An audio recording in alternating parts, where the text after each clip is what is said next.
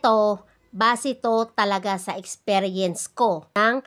May mga employer na hindi naman talaga masama. Pinapasama lang talaga ng employee para lang makaalis doon sa bahay nila. Yun ang idadahilan kasi hindi naman papayagan ng agency kung hindi maganda ang dahilan, kung hindi sila inape, kung hindi sila minaltrato. So, ang ginagawa ngayon ng employee, sinisiraan ang employer para lang makaalis doon kasi nga sa dami ng trabaho. Bago kasi tayo mag-abroad, kailangan alam mo na yan na ang pag-a-abroad ay hindi mo talaga sigurado kung ano ang kahihinatnan mo. Andyan na yung puya, 2 oras ang tulog, 3 oras ang tulog, tapos maraming trabaho, utos dito, utos doon.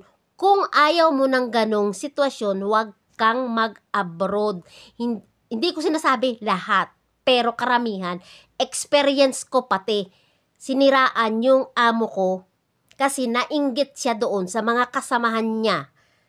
Dito rin sa Jordan, sa mga kasamahan niya na maganda daw ang tulog, mahimbing. Pero alam naman niya, bago siya pumunta dito sa abroad, alam niya na bata ang aalagaan niya. Alam niya na puyat yun.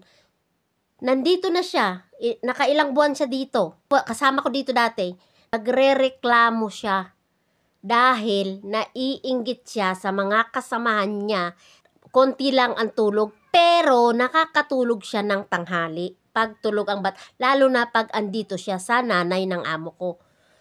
Oh, totoo yun. Hindi lahat ng employer ay masama. Pinapasama lang sila ng employee. Hindi rin lahat ng employer ay mabuti. Dito talaga sa Middle East, pag mag-utos sila, kailangan talaga,